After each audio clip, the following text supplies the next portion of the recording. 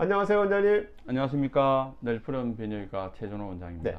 오늘은 그동안 이제 발기부전 보형물 수술에 대해서 이제 좋은 것만 뭐 이렇게 말씀을 좀 좋은 많이 것만 이야기 안 했어요. 여러 가지 이야기 다 했어요. 여러 가지 좋은 거 나쁜 거다 말씀해 주셨는데 오늘은 그냥 단순히 그 이제 부작용에 대해서만 우리 이제 어르신들이 이 수술을 하고 싶은데 부작용이 어떤 부작용인지 그런 거 좀 염려스러운 게 좀 그렇죠. 많거든요. 네, 그 맞아요. 부작용에 대해서만 있는 그대로만 좀 말씀 좀 해주세요, 원장님. 네.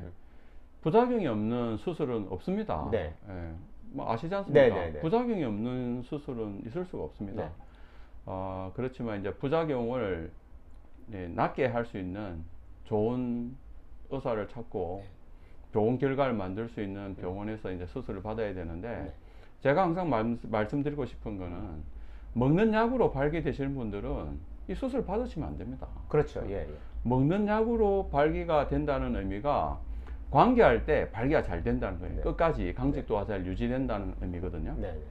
먹는 약을 먹어서 성관계할 때 강직도가 단단하게 끝까지 잘 유지되시는 분들은 절대 이 수술 하시면 안 됩니다. 그래서 원장님이 예. 권해주지 않으시는 거네요. 먹는 약으로 네. 발기되는 게 제일 좋은 거예요. 그 그렇죠. 먹는 약으로 발기가 된다는 거는 몸통도 커지고 앞에 있는 머리, 기두도 다 커지는 거거든요. 네. 그게 제일 좋은 거예요. 그게 이제 먹는 약이 효과가 있다 없다 왔다 갔다 하고 먹는 약이 어느 순간 강직도가 너무 떨어지고 만족할 만한 관계가 안 될 때는 네. 수술을 고민해야 되는데 근데 왜 잠시만요. 네. 왜 수술을 먹는 약보다 못하다고 하냐면 수술은 몸통만 커지는 거예요. 기두가 커집니까 안 커집니까? 안 커지.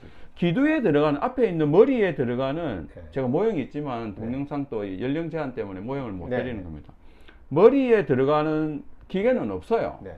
몸통에만 들어가는 거예요. 네. 그 말은 펌프를 눌러서 발기를 시키면 몸통만 커지는 거지 기두가 안 커진단 말이에요. 기두는 평상시 상태 그대로란 말이에요. 네. 젊었을 때는 발기됐을 때 기두도 커졌지 않습니까? 그렇죠. 그래서 탱탱볼처럼 탱탱하게 나와서 길이가 10cm 나온 사람이라면 이 수술을 하면은 몸통만 커지니까 길이가 9cm 밖에 안 나와요. 좀 짧아지는 거예요. 예. 네, 짧아지죠. 그리고 몸통도 선생님이 최고로 커질 수 있는 몸통 발기됐을 때 길이에 맞춰서 기계를 안 넣습니다. 왜? 최고로 커질 수 있는 길이에 맞춰서 기계를 넣게 되면 이 기계가 계속 피부를 이렇게 찌르고 있는 꼴이잖아요. 그러면 어떻게 되겠어요? 1년, 2년, 3년 지나면서 끝부분이 딱 뚫고 놓는다고 피부를. 그래서 우리가 최고로 커질 수 있는 것보다 0.5cm 정도 짧게 기계를 맞춥니다. 네. 최고 발기됐을 때보다. 네. 그래서 기두가 안 커지는 거, 또 해면체 최고 길이보다 약간 짧게 하는 거 감안해서 1cm 혹은 맥시멈 2cm까지 짧아진다 이렇게 이야기하는 대개 이제 방송에서는 1, 2cm 짧아진다 이렇게 이야기하잖아요. 네. 이런 구체적인 이해를 이제 하셔야 됩니다. 그렇게 되면은 먹는 약 먹고 나면 되는데 이 사람들은 수술하면 안 되고 먹는 약이 안 될 때 하는 거고. 그러면 어차피 내가 수술할 건데 먹는 약 지금 먹는 와중에 뭐 지금이라도 좀 수술을 하는 게 더 편하지 않을까? 절대 그렇지 않습니다. 먹는 약으로 지금 발기 잘 되는 사람은 먹는 약보다 귀찮더라도 그렇게 하세요. 근데 그게 자기가 너무 힘들다 이러면 수술을 고민해 봐야겠지만 수술은 좀 미룰수록 좋죠. 지금 되는 상황에서는. 왜? 기계라고 하는 거는 넣었을 때 부작용도 생길 수 있고 또 기계가 쓰다 보면 내구성에 문제가 있어서 고장이 날 수도 있는 문제고 그렇죠. 예. 또 정말 또 수술을 잘 못하는 선생님이 하거나 또는 운이 없게 자기 몸 컨디션이 너무 나쁘거나 이러면 염증이 생길 수도 있잖아요. 그럼 자기가 잃는 게 더 많아지게 됩니다. 근데 만약에 원장님 이제 연세 많으신 분들 전혀 안 되신 분들이 이제 수술했는데 만약 염증이 생기면 어떤 이제 치료 염증이 생긴다. 나이가 뭐 80세다. 네네. 사실 그분은 손해 볼 게 없죠. 염증이 생긴다. 너무 이렇게 극단적으로 네네. 말씀드리 죄송한데 어차피 80세에 발기도 안 되고 네. 수술했는데 염증이 생기면 이 제거하고 염증 치료하면 되지 않습니까? 아, 그럼 그냥 치료는 금방 끝나는 거네요. 치료는 약 먹으면 제거하고 약 먹으면 금방 끝나지만 네네. 다시 이런 재료를 네. 못 넣는다고 생각하시면 됩니다. 이렇게 이야기하면 어디는 넣어준다던데 물론 넣을 수 있어요. 근데 원장님 만약에 한 달, 두 달 지나면 돈 1,000만 원 이상 주고 수술했는데 부작용이 나서 빼게 되면 그 어르신 그 돈은 어떡합니까? 돈 다 돌려줘야죠. 그거는. 아, 그럼 다시 돌려주고. 돈 다, 그냥 내가 손해볼 게 없다는 거예요. 아, 예. 돈은 다 돌려주고 치료는 네네. 하지만 네. 어르신이 물론 병원에서 치료받는다고 처음에 설레는 마음으로 수술을 받았는데 네. 그런 또 긴장감과 이걸 이겨내고 수술을 받았는데 치료하는 과정도 한 일주일 걸리니까 시간을 빼서 왔는데 결과가 염증이 생기면 또 제거하고 또 치료하는 과정이 있을 거 아닙니까? 네네.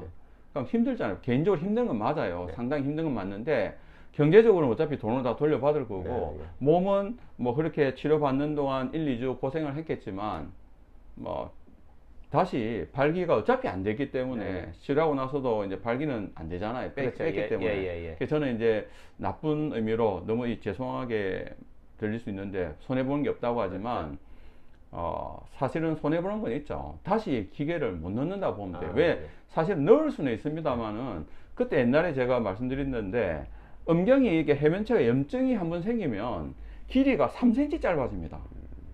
그리고 폭도 한 30% 줄어들고 그래서 기계를 한 달 있다가 새구레가 빨리 넣어주거든요. 만약 염증이 생길 수 있다 그러면 네. 염증이 생긴 분들 빨리 넣어주려고 하거든요. 네, 넣게 되면은 길이가 자기가 시술 전에는 젊었을 때 10cm 나왔는데 이 수술로 인해서 9cm 정도 됐지 않습니까? 근데 염증이 왔잖아요. 그럼 또 3cm 짧아지면 길이가 6cm, 길게는 7cm밖에 안 되는 거예요. 10cm 고추가 7cm로 줄어드는 거예요. 그러니까 형편없이 짧아지는 거죠. 근데 사실 원장님 여기서 좁아지고. 십몇 년을 수술해서 우리가 뭐 부작용 나서 뺀 거는 뭐 내가 거의 없죠. 예. 저희가 자부합니다만 예. 지난 5년간 이제 해가 바뀌면 6년간이라고 이제 네. 계속 이야기할 건데 염증이 안 생기게 하는 병원으로 진짜 유명하지 않습니까? 예. 왜냐하면 저희는 이제 이 수술을 할 때 무엇보다 염증이 안 생기게 수술 속도를 엄청 빨리 하고 제가 긴장해서 하지 않습니까? 제일 수술을 빨리 끝내는 게 염증이 안 생기는 가장 좋은 방법입니다. 수술이 이게 50분, 1시간 넘어가면은 염증 가능성이 점점 높아져요. 우리 몸을 열어놓고 있는 것 자체가 우리 몸의 항상성이 깨져요. 피부를 째놓고 계속 있으면 우리 피부의 내부에 있는 면역 성분이나 회복할 수 있는 물질들이 공기적으로 노출되면 이 물질들이 상하지 않겠습니까? 네네. 음식이 부패하듯이. 네. 그래서 뭐든지 우리 몸을 열었으면 빨리 넣고 원상복귀를 시켜놔야지 회복이 바랍니다. 그래서 저는 염증이 안 생기는 가장 좋은 방법은 의사의 그 수술 스피드라고 보거든요. 저는 개인적으로 그렇게 생각합니다. 네네. 물론 교과서적으로도 수술 스피드가 포함되어 있고 여러 가지 변수들 우리 다 나와 있지만 수술 스피드가 제일 중요합니다. 그래서 뭐 어르신들은 크게 뭐 걱정하실 필요는 뭐 없으시겠네요, 그래도요. 그렇죠. 또 그 여건이 안 되면 우리가 네. 수술하지 말라고 하잖아요. 그렇죠. 예. 수술하지 말라고 할 정도로 컨디션이 안 좋은 분들은 하면 안 됩니다. 일단은 그래서 이 보형물을 하게 되면 먼저 와서 이제 병원에 와서 상담을 먼저 하고 일단 몸 컨디션을 따져보고 네네. 또 나중에 펌프가 잘 안 눌려져서 애를 먹는 어르신들도 있잖아요. 그렇죠, 욕심을 내서 했는데 예. 손에 힘이 없어서 네네네. 이거 왜 이렇게 빡빡하냐, 잘 안 눌리지냐고. 네네네. 예, 그런 것도 사실은 손의 악력도 사실은 봐야 되고. 그러니까 병원에 와서 다 네. 그래서 원장님이 병원에 와서 이제 눌러보라고 말씀하신 다 네. 이유네요. 네. 안 되면은 깔끔하게 이거 포기하고 그냥 네. 굴곡형이라고 굴곡형. 예. 계속 이게 서 막대기 있는 거. 들어가 있는 걸로 예. 권해드리잖아요. 네. 예, 환자분이 잘 조절할 수 있는 분만 해야죠. 이런 염증이 안 생기게 해도 수술하고 나서 간혹 저한테 불평하시는 분들 있잖아요. 네. 길이가 짧아졌다. 네. 왜 기두까지 이게 안 올라가냐? 네, 그렇죠. 왜 잘 안 눌려지냐? 왜 기두까지 제가 안 넣겠어요? 제가 입으로 골탕 먹이려고 안 넣겠어요. 해면체가 협착이 기두 쪽에 와서 안 올라가면은 못 넣는 거예요. 또 이렇게 이야기하면 그 기술이 없어서 그렇다고 잘 뚫으면 올라간다고. 잘 뚫어서 여기까지 올라온 거예요. 잘 뚫어서.